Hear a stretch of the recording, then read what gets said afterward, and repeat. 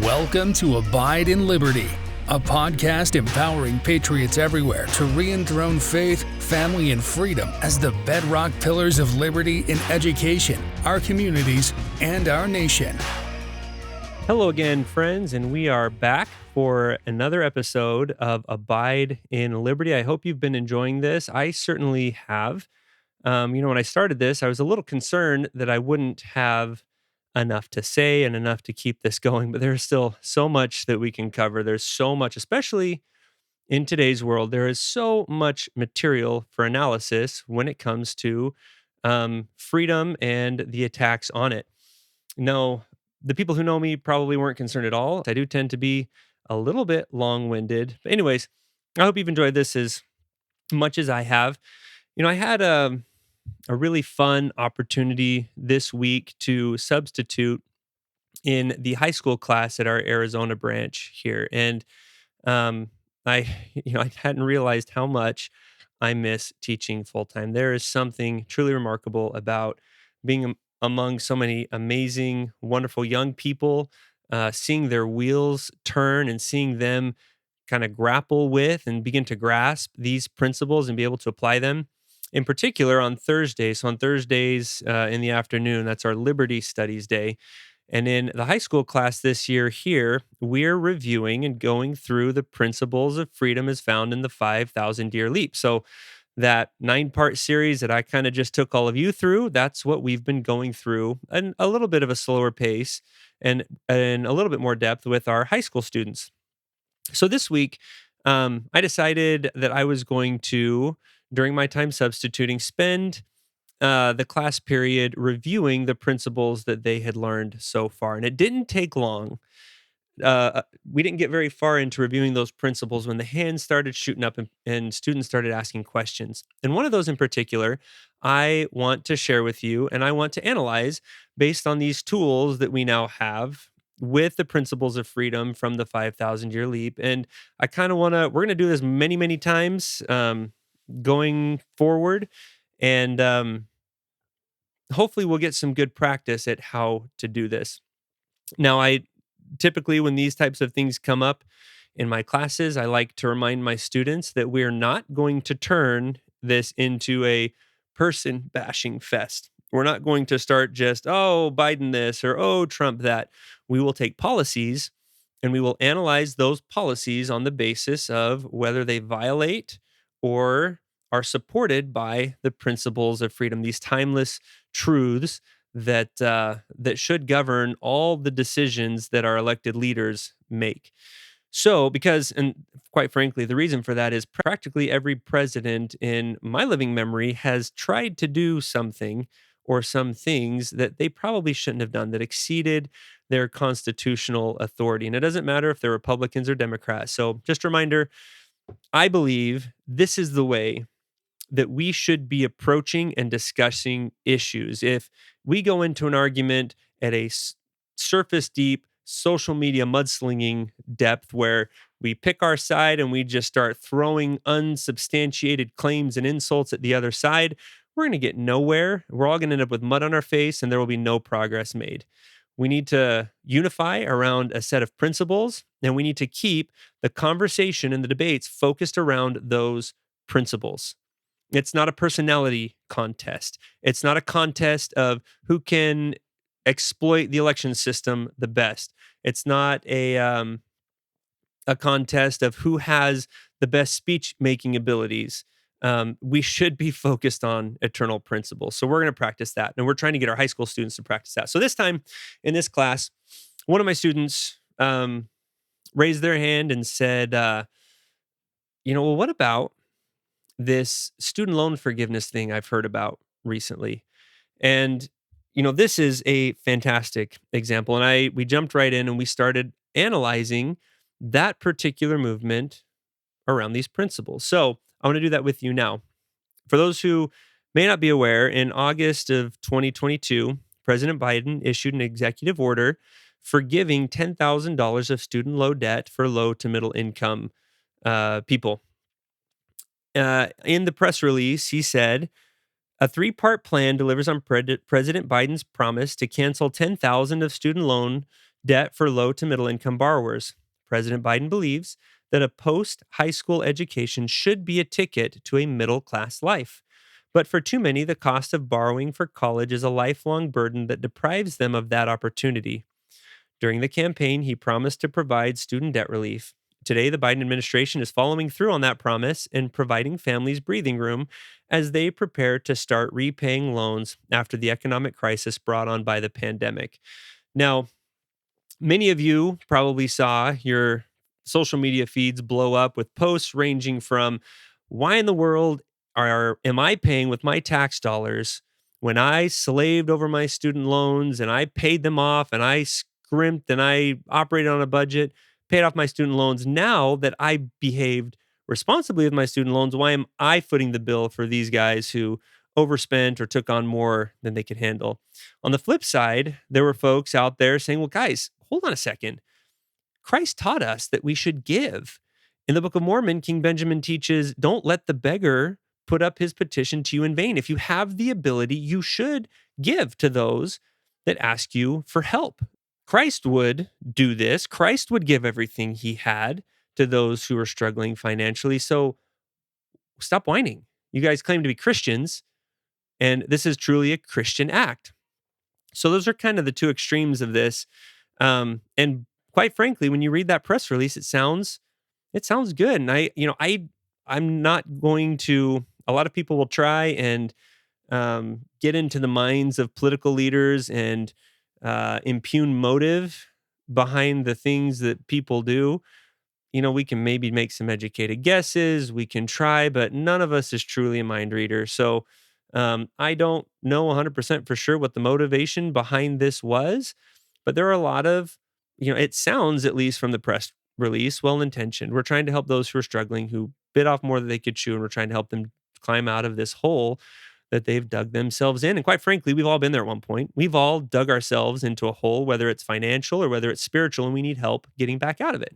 So let's, for the sake of argument, assume that this was well-intentioned, but let's analyze it, because intentions aren't enough. Just because you're wanting to help doesn't mean that your help is actually a good thing.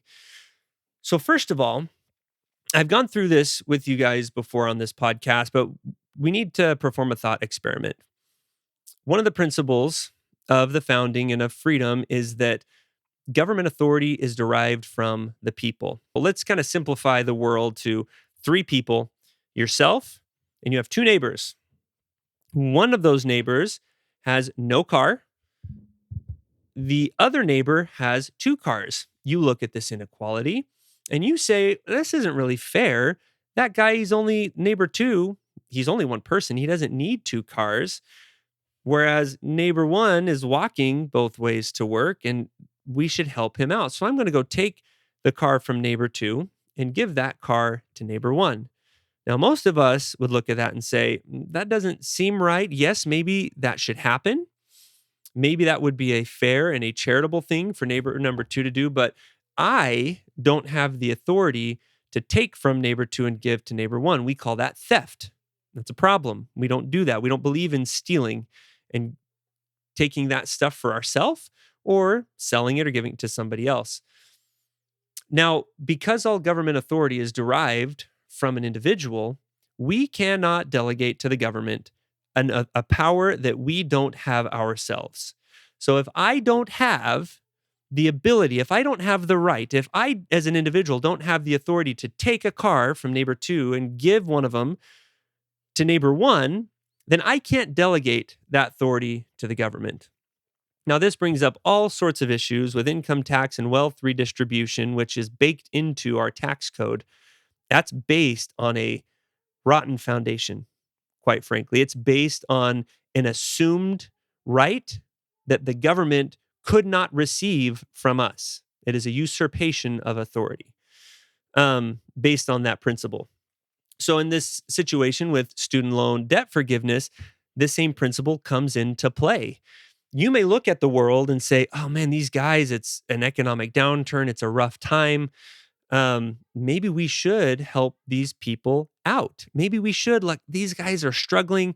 We've got these guys over here that are well established. they have a low debt burden, they're able to pay their bills, and they're paying for some toys, and they're able to go on some vacations. We're going to take, and we're going to let the government do it. We're going to let the government take from those who have a little more and give that to those who are kind of floundering under a student loan debt burden. Now, you may say that's not what happened, but that money has to come from somewhere. If you're going to pay off all this money, the only way the government has to fund something like that, the government doesn't create, it taxes. You create, people create the government taxes and gives that and does with it what it will.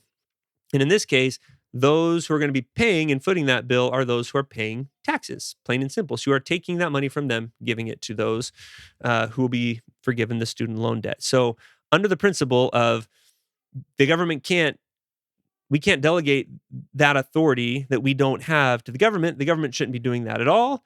And as much as it might be well-intentioned, it is violating that fundamental principle.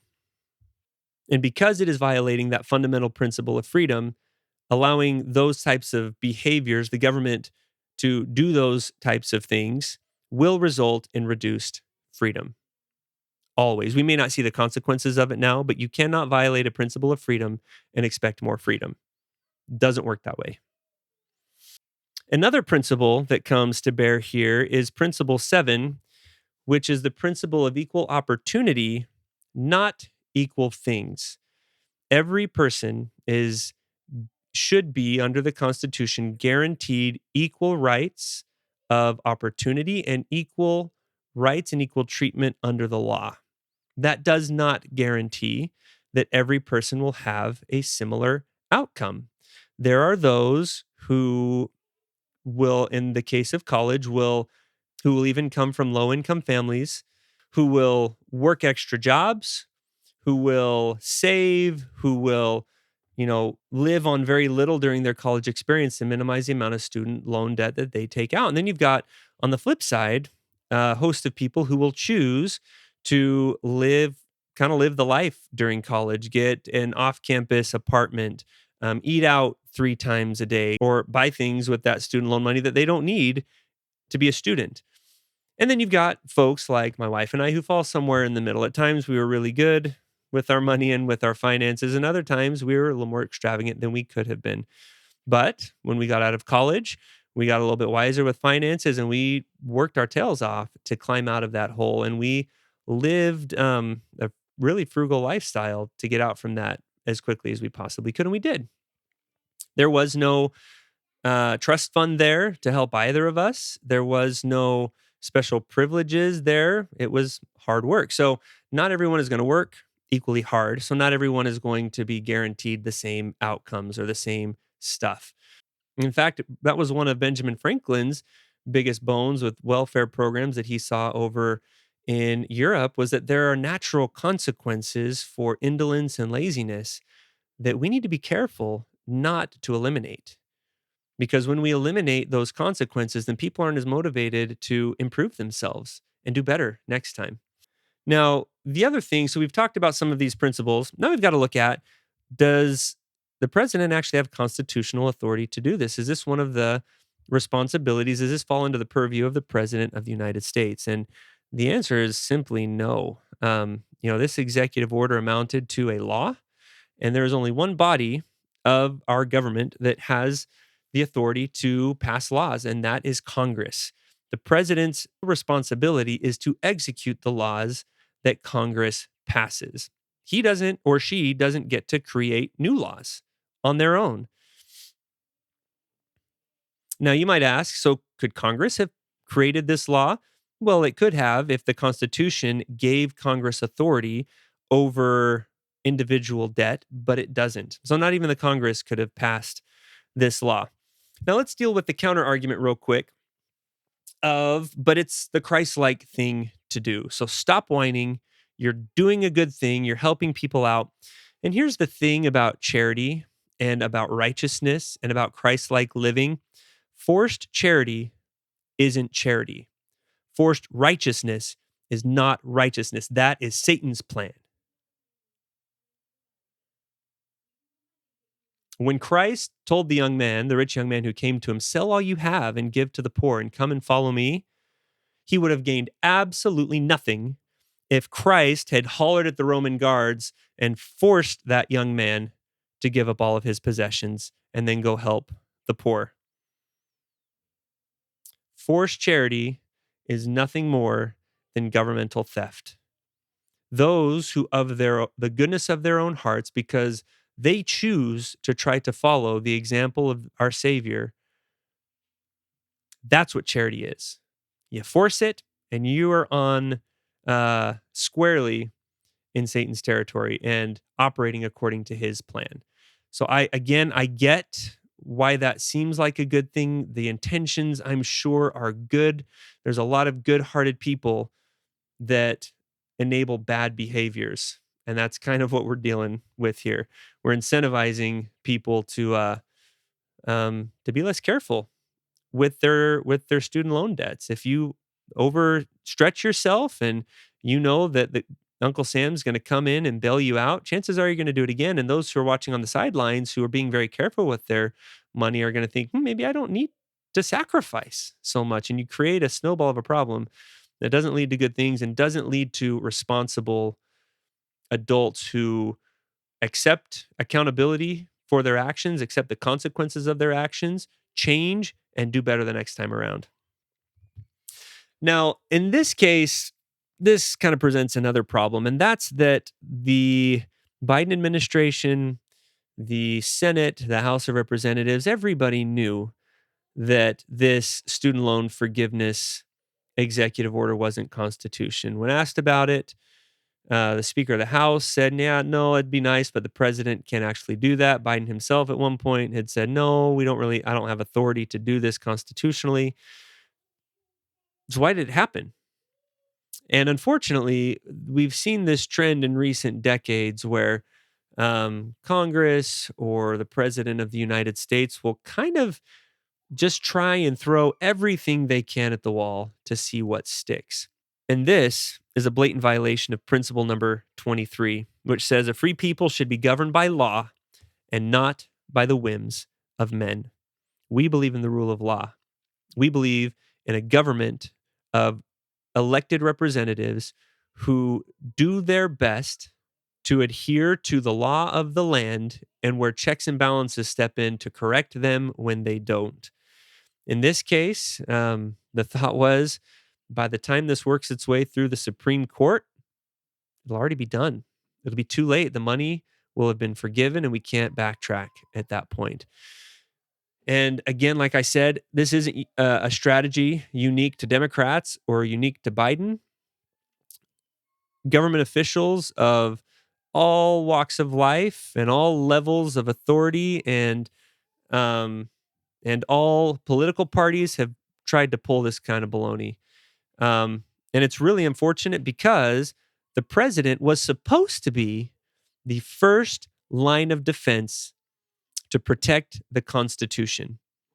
When President Washington would get a law placed on his desk that had been passed by the House of Representatives and the Senate, he didn't ask, do I like this law or not? Does this fit what I think is best or not? His sole responsibility was supposed to be to review that law and determine whether or not it's constitutional. If it wasn't constitutional, according to his best attempt at being unbiased and reviewing the constitutionality of that law, then he was supposed to exercise. He was duty bound. He was oath bound when he swore in to office that he would uphold and defend the Constitution of the United States. He was required to veto that bill, whether he liked it or not. And the opposite is true. Even if he didn't like the bill, but it was constitutional, the people's elected lawmakers had felt like they wanted to do this. If it didn't fit with George Washington's political constituency, it didn't fit with his plan or his personal opinion, but it was constitutional, he was duty-bound to pass it. The executive office in this country has lost its soul. It has lost its primary duty of defending the Constitution. The throw a bunch of crap on the wall and see what sticks is not what the oath to defend the Constitution means. And any president of any political party that plays that game is breaking his or her oath. we have got to, guys, start raising up people of integrity at all levels of government who will do what's right and not do what's popular in the eyes of special interest groups or lobbies. We need moral leadership, and that goes back to another principle of the 5,000-year leap. We need good people, and guys, some of those good people are the people I'm talking to right now. We've all got to get off the sidelines. If we're sitting around and just saying, do you know what, someone else will do that, I'm too busy, guess what? No one else is going to do it, and we're going to be left with morally depraved options to choose from. We'll keep getting what we've been getting, but it is time for the good people of the world, for you and for I, to get up off the sidelines, start getting involved, and start being willing to do what's right, and get involved in government where we're going to stand up for true principles no matter what. No matter if the intentions sound good, no matter if we do it, it'll make a great headline. It's time. And this goes along with kind of the theme that I've been talking about for a while. I personally have no desire to get involved in politics. That sounds miserable. And I don't know if I'm supposed to.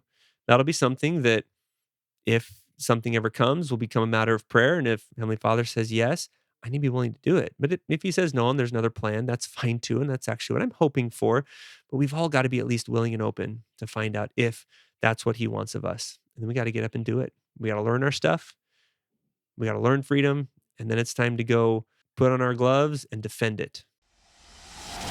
Thank you for listening to Abide in Liberty. Make sure you subscribe so you don't miss any future episodes, and share this with friends and family. In the meantime, keep up with the show online at abideinliberty.com. Also, if you'd like to help our K-12 bless and educate more families, contact us by visiting libertyyouthacademy.org. Until next time, be on the alert, stand firm in the faith, and be strong.